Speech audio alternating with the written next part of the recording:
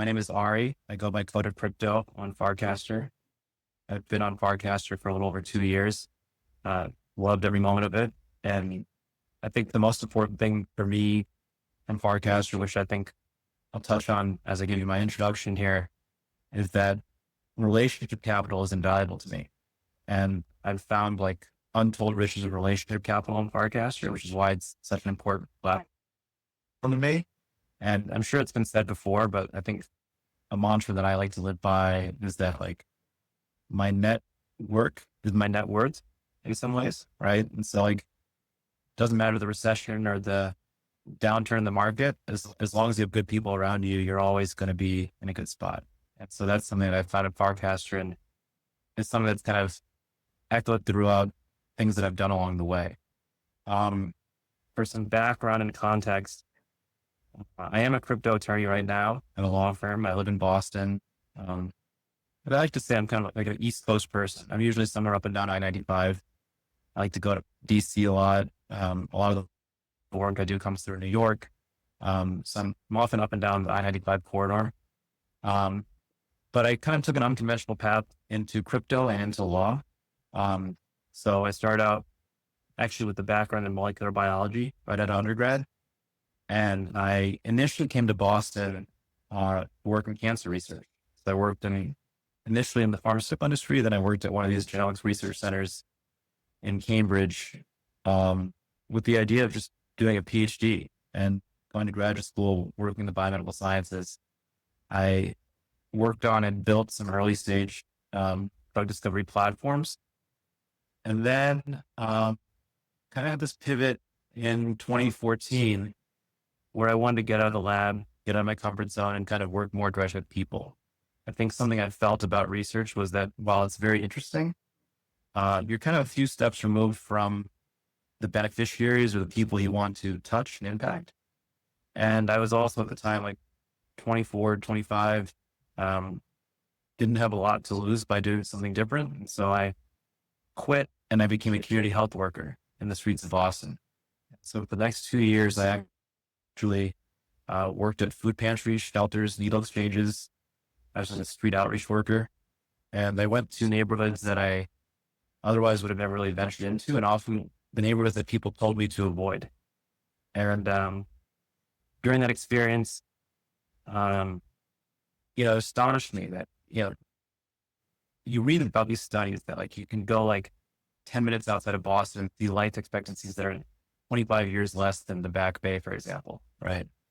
And I was, going to these places, and it's just like, there's so many missed opportunities to help people. And so there was one particular neighborhood touch point I used to work at in East Boston, and I met a guy named Huey, who was actually a homeless guy who ironically was a direct descendant from the Mayflower, but also kind of play and was drinking Listerine and wearing a green hospital gown and just walking around the neighborhoods of East Boston. And something about him just like blew my mind. I think it was maybe just his personal journey kind of, we talk about rags to riches, but we sometimes don't think about the other direction, how people can kind of lose it all. But also this concept of like leaving cancer research in Cambridge, where we were using at the time, like, precursors to AI and like machine learning with these big data genomic sets to identify novel therapeutics. And then here we have a guy in East Boston drinking Listerine and going in and out of the hospital 4 or 5 times a week. And how is it that we have all these resources dedicated for these other causes, but we can't solve what seemingly are like rudimentary issues? I just couldn't quite grasp it. It just kept sticking with me. And I'd see Huey every Thursday night at this touch point in East Boston. He was kind of going through the same vicious cycle. And then I thought to myself, all right, if I want to understand this more, maybe I should just go to the hospital that he goes to. And I started actually shadowing the emergency departments at Boston Medical Center and other station and hospitals around the city. And I sometimes I literally saw Huey there, but I saw a lot of other Hueys like him. And this is kind of a long preface, but basically with this experience, I ended up like building a digital health platform called Boswell, Boswell. And the link is boswell.io. And the premise is that like, can we strengthen these safety net touch points that are like under-resourced nonprofits that are not really technologically equipped, but are also like invaluable sensors in the neighborhoods that are just collecting a real-time stream of information on people that are like Huey, but also the check engine lights before him.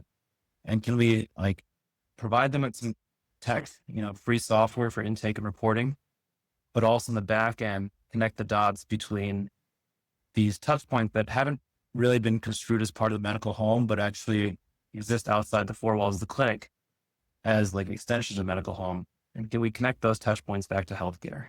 And so really like, this is all to say that from those experiences in East Boston, after leaving cancer research in Cambridge, I spent the next 8.5 years just building and iterating on this platform called Boswell. And really, didn't know what I was searching for, or was just kind of just working on something. And, with these pain points in mind. And I didn't even think I was going to start a company or what was going to happen. I was just like, I found some friends in the neighborhood who were developers. I'm not really a dev, although I've kind of picked up some things, but I'm still pretty weak in that side. And we just started building something, and we put it out there with neighborhood touch points. We narrowed our focus to food pantries. We built like what we thought was the best in class food pantry software. We got a real critical mass of hundreds, if not thousands of pantries across the country to start using this software. We're able to start connecting the dots with health insurance plans, and just kept iterating and working on this.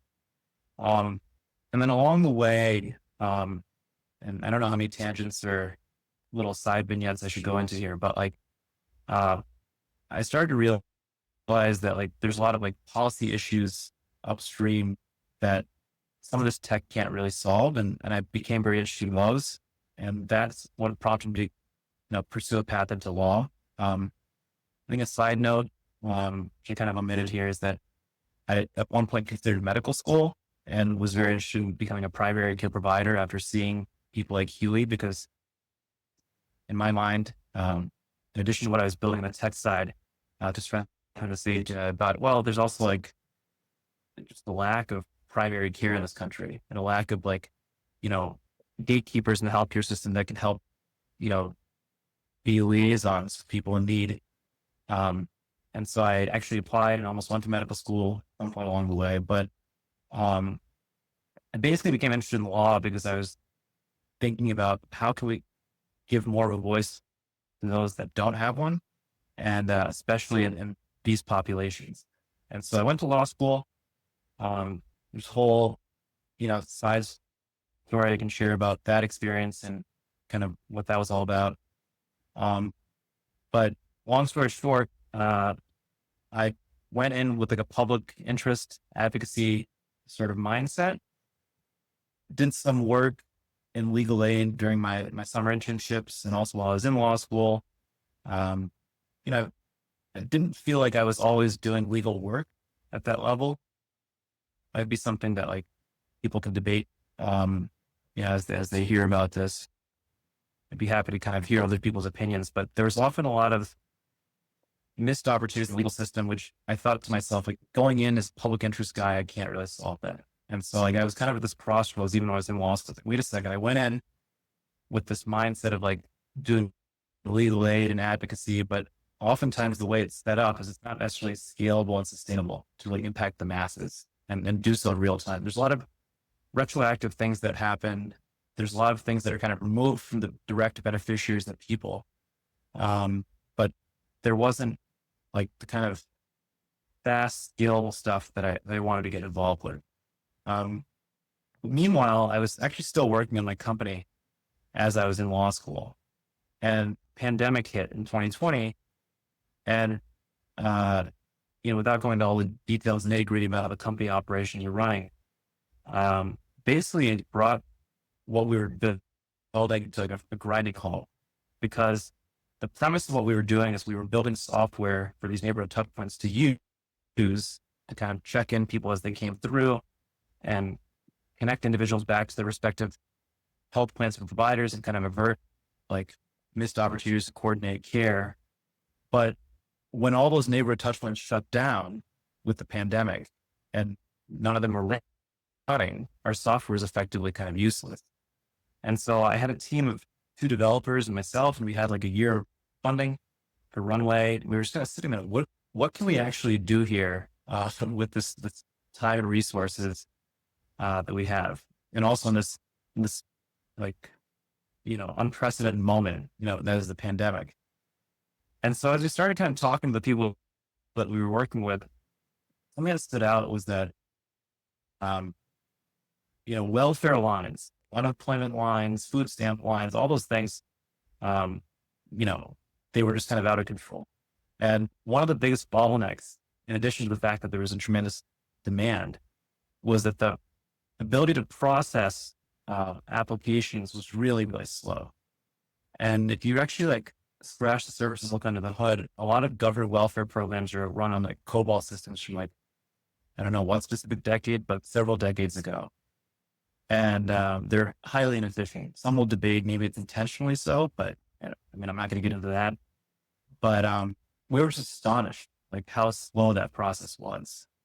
And so we actually, like I said, we have time and some time to ideate and some resources to kind of tinker around. We applied for a federal grant to scope out what would it look like to put government benefits on chain. And I had very limited like crypto blockchain experience understanding. This is like 2020.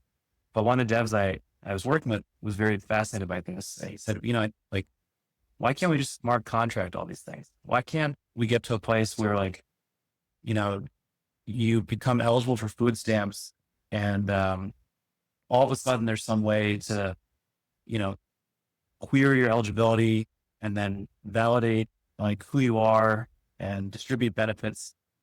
And, like I didn't fully understand the framework, but we kind of wrote the grant and started tinkering around with this. And we actually got some funding to work on this in 2020. And we built like a benefits screening tool. And we actually, maybe naively at that time, went to like different Health and Human Services offices in New England. We said, look, we're actually building a way to put food stamps on chain. And got laughed out of the room. But it was a way for me to get exposure to the space and, just kind of scratch the surface of some of the possibilities. And I think really from that point onwards, I was like, wait a second, this is like a really powerful tech, and it's hard to just categorize as one type of umbrella technology, but like it started to kind of address at least my personal interest is like, how can you scalably, sustainably, and impactfully deploy something that can meet people needs immediately? And I know like, it might not be like in the near term, we see benefits on chain, but like those kind of concepts, got me really interested in blockchain, crypto in the space. And that also led me to like pivot when I was in law school to like saying, all right, is there an intersection or an nexus of like crypto and the law that I can scope out further? And as I was like, scoping that out, I realized that one of my professors in law school was actually married to the founder of Algorand, Sylvia McCauley. And it just so happened I was talking to her about like kind of this inflection point that I was at. Like, well, like you're interested in public interest law and advocacy, but like there's this area in crypto and like this, really uncharted territory that I think this tech could go towards. And, obviously I didn't know the whole, magnitude of the space. And she's like, oh, have you heard of Sylvia? I was like, no, not really. She's like, you want to talk to him? And I said, sure, why not? And so, around the time kind of serendipitously, as I was like working on this benefit side project startup, I had met with Silvio and, he taught me about Algorand and kind of just gave me a primer and like crypto and blockchain. And that's when I started kind of diving into these communities. Sometimes through Discord channels, sometimes through Meetups. And just kind of I think as a lot of people get to this space, just chipping away and tinkering and just kind of incrementally improving your knowledge base. And it's like, I think like all things, crypto in particular is like a contact sport. You really can't understand or appreciate it on the sidelines. And even if you're not like a builder directly, at least as like a user or just like someone that's in the game, right? That's the best way to learn, right? And so, I mean, I think that's true for a lot of things, but particularly here, right? Like, there's so many things you can just like talk about theory and so forth. But I mean, you have to just dive in, right? You have to connect wallets, you have to get rug pulled, you have to kind of go through all those different steps. And so, yeah, it's like I kind of pivoted towards like crypto and the law, and then basically it changed kind of my career trajectory a little bit. And I thought to myself, like, initially when I went to law school, the conception was I would do some sort of public interest work. I'd keep working at the company, and like I could kind of tether the two together. But when I realized like that working at the company, but also trying to dive into crypto and the law, like those two couldn't really, meet somewhere in the middle. I had to kind of, move on from the company. And so actually I was fortunate that around the time I was at this inflection point, there was a person I met who was a graduate student in Boston who was working on an earlier iteration of what that company was. And if they said, all right, well, maybe like I could hire him. He could be kind of like the heir apparent. But then kind of long story short, as we discussed this board, he became the immediate professor, and he's done a great job of like, pushing forward companies to the next stage. And so, it was like tough to kind of move on from those things, especially when you kind of put 8.5 years into something. And like, I didn't get into all my trials and tribulations along the way. I mean, like bootstrapping for a while, maxing credit cards, sleeping in the back of a Subaru on the way to like investor meetings. Like, and we've done all that stuff, right? So I have utmost appreciation for anyone that's kind of out there playing the game right now. But I was also just fortunate that like, even if the company like doesn't look exactly like what I might have intended for it to look like, or what I might have manifested way back when, like it's still having some impact, and it takes time for things to grow, and still kind of out there, it's out in the wild, right? But it also kind of, it's some of those skill sets not necessarily tangible, but I just feel like there's like some really powerful experiences that I met that I met with along the way. And I'm still trying to actually reflect and distill what those typically are. So maybe like one of the things I've been focusing on a lot more these days is actually just like writing those stories down and those experiences to kind of just understand what it is that I did during the time. And maybe if I jump back in, like those can be put to use. But anyway, this is that like I transitioned out of the company at the end of 2022. And then I kind of maybe felt like I had a little identity crisis in 2023, because I was like, wait, like, what am I? I got, what am I doing here? But I was fortunate to join a law firm. I think the advice that had been given to me is like, look, like a law firm after law school is like going to residency after medical school. Like in some ways, like it's a way to just kind of fine tune skills and solidify like what it is about a space. And so I'm fortunate to kind of work at a firm where I can do crypto and law almost exclusively. And, along the way, I got into Farcaster, and I feel, when channel first came out in like, I think December of 23, I just got some warps and I launched the Law and Policy channel. And, selfishly, was for me to learn more about crypto and the law from other people posting on there. And I think that's very much happened. It's like exceeded all expectations, and I've been very grateful and fortunate to the people that, have just been providing their thoughts day in and day out. And then I think the secondary thing from that, which maybe I didn't expect, is that like, there's a community that's being built here. And something that's been interesting is that like, you don't often think about like lawyers and policymakers as builders, but in crypto, I think they are, because like this area of the law is very much in its nascency, and some people have compared it to like Delaware corporate law in the 80s, right? When like business judgment rule and like Unical and like all these things were coming out that later became like core tenets of corporate law today. We're very much in a place where like as a young lawyer in crypto, like you don't have to look very far back and you can learn everything that's happened in the case law and also just like from a regulatory standpoint and like see like all the different upswings and downturns, like, pretty quickly. And so there's a real opportunity to kind of just see this area from the beginning and then keep adding to it. And so, so law and policy has been a very interesting community. I was fortunate to actually get a portion of that DGen airdrop earlier on, and I just put it in a Uniswap liquidity pool, and it's kind of become like a slush fund for like happy hours. And so, something that's been thought as just like every couple months or so, just in whatever city I'm in, I've just tried to bring together a group of people, and maybe inadvertently in the last like year and a half, maybe like 200 of us have come together in 9 to 10 happy hours in 6 different cities. And it's just another opportunity to connect and learn and build relationship capital. And so that's kind of what that's been about. And who knows what's next, but I'm very, very fortunate that at the very least, like people continue to cast in there. There's vibrant discussions and there's just so many opportunities to keep meeting people, not just in the US, but globally too. And it's just like, in the spirit of decentralization, like crypto is really bringing people together from all corners.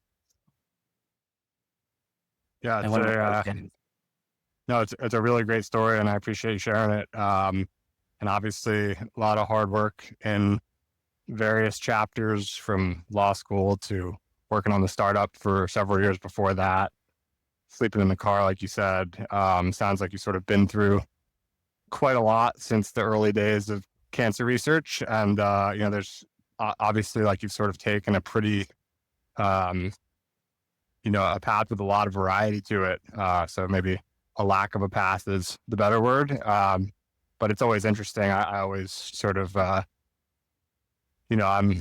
tend towards people who do things like that and stay less in sort of the same lane for a long time. I always find it quite interesting. And so, like researcher, potential like doctor, then, entrepreneur and now lawyer and in a bunch of different spaces. And now crypto is interesting. And obviously you've got sort of like other strengths and things that you lean in on as well. Like I think casually having, 9 or 10 or whatever it was, meetups in several different cities and a couple hundred different people from Farcaster is like not something that most people would do or could do or, have done. I would suspect that if you've facilitated meetups of like 200 Farcasters, you're probably one of the top 10 like meetup organizers on Farcaster. And, some of the others might be more like sort of part of their job or something like that. Are those all people from the law or mostly people from like the law and policy channel that you created, or is it just a general Farcaster meetup? I usually kind of advertising through law and policy, one thing, like even as a channel feature, and maybe it already exists out there. Like I've always been wondering if it's possible, like index casts, there's a point like last year I was like, like so many people were casting so much like just incredible insights and valuable information. Like this has to be like chronicled, or maybe it needs to be like a volume of the channel, like, Right. law and policy volume 1, 2023 to 2024, like here's when everyone posted, right? So somewhere in there, like, every time there was an event, I'd say local lawcasters, like we're getting together, if I had a picture, I'll share one afterwards. But the ethos is that it's like it's open to everyone, right? And so, I've been fortunate to like meet all sorts of people, not just from law and policy. And the other part of this is that I think like this concept like lawcasters, I don't know if I coined it or not, but it's kind of the lawyers and policy makers on Farcaster, like they have a lot to learn from builders. And vice versa, like builders can learn a lot from us too. And so I think, it's really important that it's just, not segmented to one group. I think it's really valuable to have diverse perspectives. And I mean, even just with tech and law, there's always that kind of push and pull, but it's just very interesting to learn from one another in that way. And that's really kind of the driving, point for all these things, right? I want opportunities to meet people, but also to learn from them. And, if that's in real life, all the better. But at the very least, like just getting, unique perspectives across the board. Yeah. I think, probably most people who are in that like sort of law and policy group also don't have, it would seem pretty unusual to have as many years of experience on the building side of things as well. So you probably are able to sort of like, straddle the line between these builders and lawyers who, to your point, have, a lot to learn from each other. And especially in crypto, where I agree with you, like law has an outsized role in these early days, is like a lot of what has been holding back various pieces of the industry arguably has been, laws or a lack thereof in terms of clear regulation by which people can operate, especially in the US. Do you have a sense for, obviously we're only less than a couple of months into this new administration in the US, but do you have like a perspective on how the tide has shifted or is shifting with, everything from the SEC pulling back on various cases they had going against Coinbase, Uniswap, and others, to just the more generally pro-crypto stance where it seems like there's an ability to give the benefit of the doubt that this administration is not going to be trying to sort of like, I don't know, be anti-crypto basically, for lack of a better word. And like, because there's always, I don't know, your thoughts as a lawyer, but I feel like there's often the ability to, go after someone with the law if you want to, like if you sort of premeditate, we think this person should be in trouble, so we're going to find a way to show that they've done something wrong. Like you can often find something as small as it might be. And it feels like that's what a lot of crypto founders have been experiencing in recent years, in the US at least. And now it feels like sort of the dogs have been called off, not to take like an overly political stance or anything, just strictly in the domain of crypto policy. So I don't know if you have any sort of thoughts on how the tide might be shifting there. Yeah. I mean, first I'll say, I think there are like so many more like really sharp minds that I just benefit from learning from, and the channel, and just these cross podcasts that have so many like great detailed, like more granular perspectives. And again, like, I learned something on Farcaster every day, like whether it's law and policy related or just something outside of that. Can I also start, sorry to interrupt, but can I just ask out of curiosity, like how many like actual like lawyers with, some semblance of a specialty in crypto are actually on Farcaster? Like just very roughly, I know it's like a tough question, but obviously you have oversight of the channel. Like, is it like 10 or 100 or 1,000 or just order of magnitude? Yeah. Interesting. Someone, asked that question, and then someone like kind of tagged me in for that. And then I actually just went through like people I've met on here, and I didn't even go through like half of my list, and I like already found like 50. So I would guess like, at least for the folks that I know, at minimum 100 people that are like into crypto and legal, that practice or have practiced some point along the way. And that goes from like, I mean, look, like, even like SEC Crypto Council is out there on Farcaster. If you look across the venture funds, there's a lot of like really, really just brilliant people that have crypto and law backgrounds. I can give some shout outs, but, just keeping it a very high level, like, it's quite a few people there. There's quite a few people with like crypto and tax backgrounds. Certainly a lot of people that have been into litigation. Some of them are working in-house now at like the big known entities. And then if you like take a step back, even globally, like I've met some really interesting people like in Europe and even in South America. And even one person in Singapore, like that just like are in the space. And so I would have to say at least 100. I mean, I think there's like maybe 60, 1,700 people that are like following the channel, maybe a couple hundred members right now. They're posting the channel. But, I maybe for one shout out, like, this icebreaker platform is fascinating to me for so many reasons. And I've gotten to meet the team there. And, I think that concept of like being able to verify your credentials, like, let's say in some universe, all of us were on icebreaker, maybe we could actually start to quantify that and see what our backgrounds really are and how they converge and intersect. So, like I might be verified there as an attorney. I think Dan might have done that, but like I'd be curious, like they might have an interesting data set on that. Yeah, it's interesting. It's more than I would have expected. It's, Farcaster, like it's obviously I think they recently passed 1 million signups. But obviously a lot of those will churn, or have churned, I mean, and then, a lot of those might be sort of like bots or whatever. And then a lot of those might be, people who just aren't very, like maybe they haven't fully churned, but they're just not very active. So you sort of strip it down to whatever the number of like actual, daily active users is, and you've got some number. I don't know what that is. But even from there, like it just sort of feels quite small sometimes. Big enough that it feels like a sort of a real social network, which I think has been the case for a while, but small enough that, you see a lot of,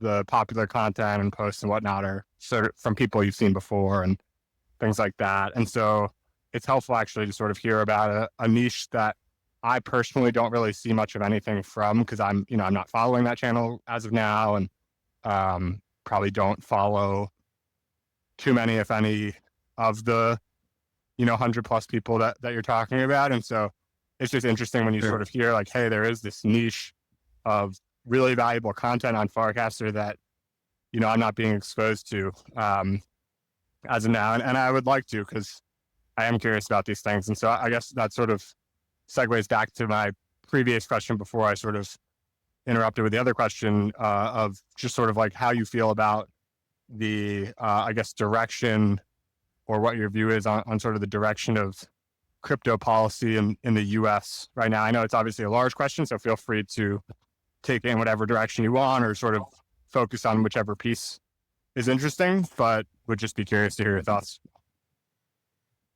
Yeah. So, I mean, I think, I think we got on that tangent because I was kind of alluding to all the really interesting perspectives, and I'm constantly learning about like those different tidbits and insights every day on Farcaster.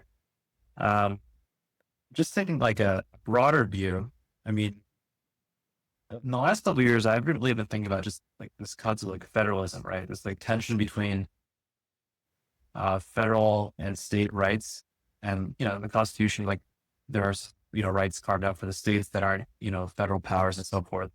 But like I think you've seen this kind of push and pull between like big government, small government, like really since the beginning of time for this country, right? Like, and I think we're starting to see a bit of that play out here, right? And I think the pendulum is swung in this direction where like initially there was concern with crypto like taking away like that opportunity for big government to operate. But now you're starting to see like a move towards like deregulation, but also kind of like pushing things to the states, or like minimizing the influence of government in some of these things.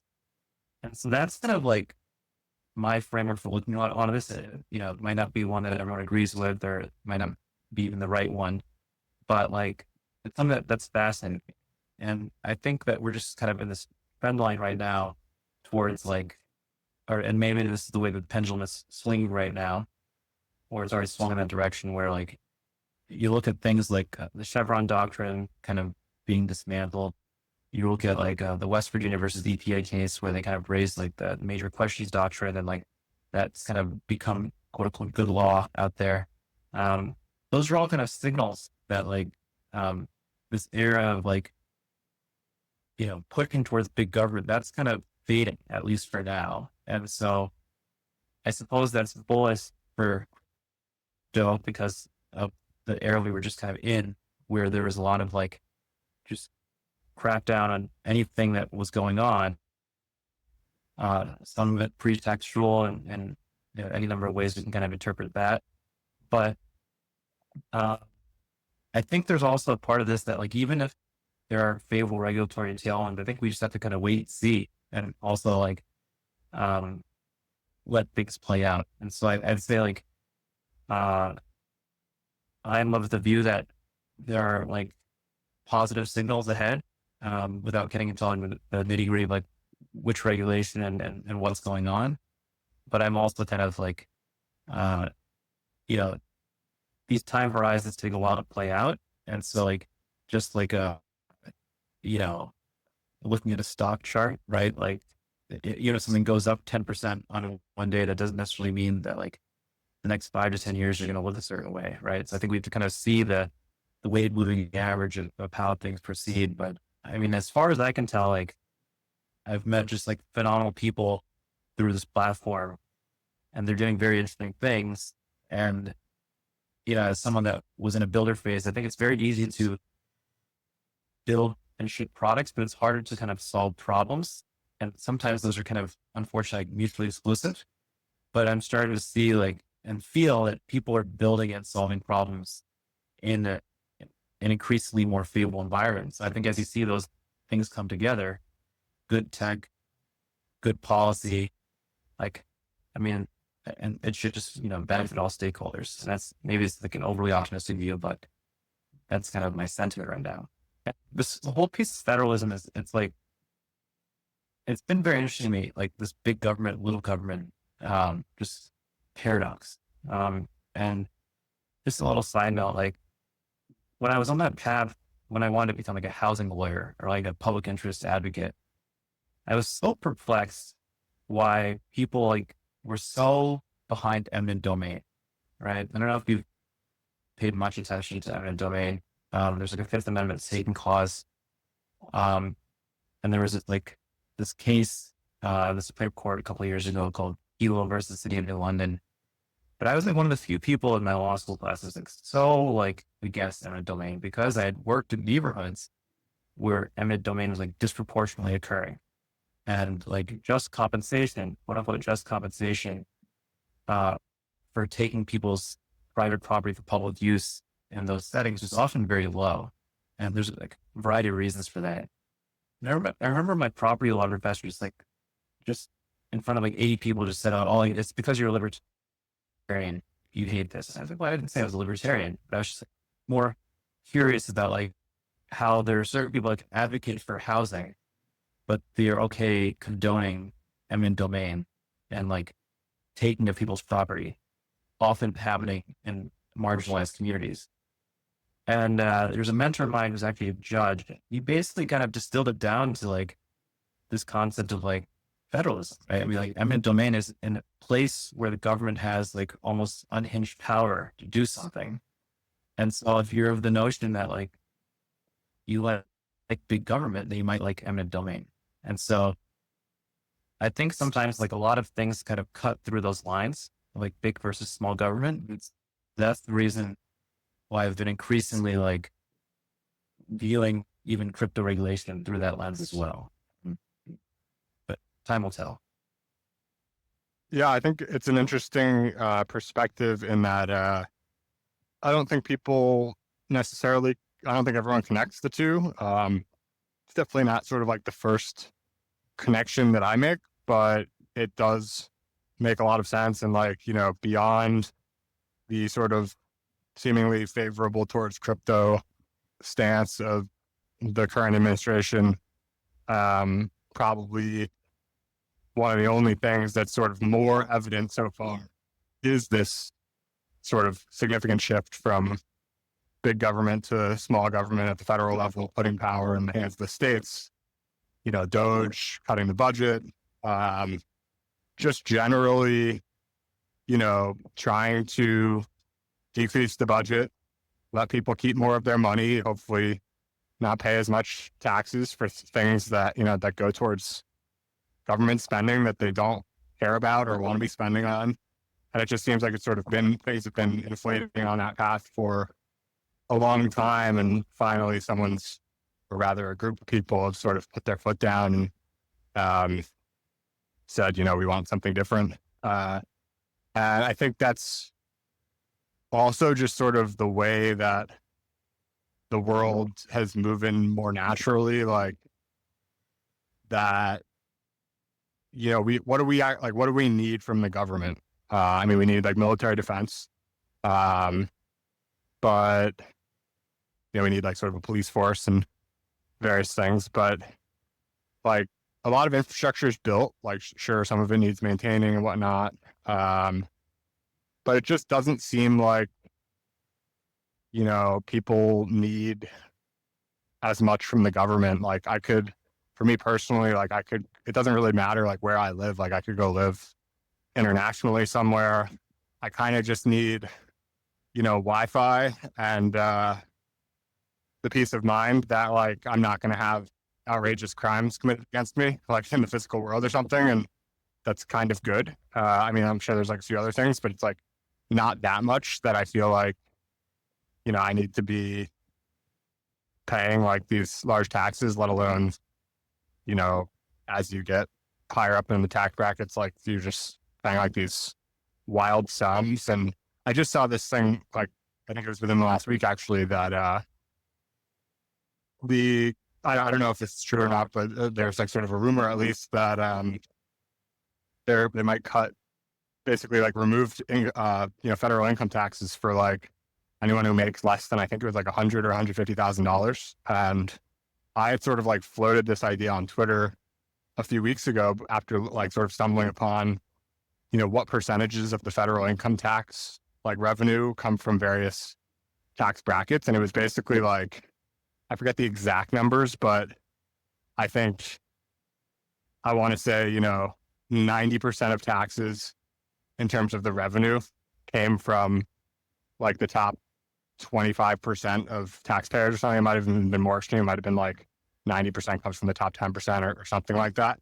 So there's like a real power law, and removing, also if you cut the number of people paying taxes by 70, 90%, whatever, you're cutting the administrative, overhead and workload by a lot as well, saving money there. Like just sort of seems like a practical thing. I'm sure there's like other trade-offs and whatnot, but I don't know. It's an interesting direction. I wish, we could talk more about this stuff. Unfortunately, we're coming up on time, and I have another thing right after this, but Sure. I appreciate, you taking the time. I think your story is fascinating, and love everything you're doing on Farcaster, and look forward to, checking in on the law and policy channel a little bit more, getting involved, and get familiar with that corner of the network.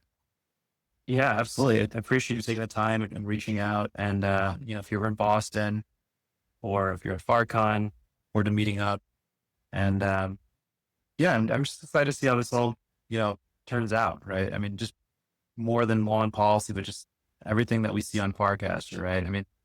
It's all an iterative process. Right. And so, and what that entails is we just learn lessons at each step along the way, but we can see how these things are applied in real time, and to make things more seamless and smoother. And so it's just really just fun. Like I'm not really in like a direct builder phase right now. Like I'm telling my wife, like, you just had a kid, like, I'm kind of like building a family right now, but at least I can kind of, live vicariously through some of the people that are out there actually building and kind of see what they're doing.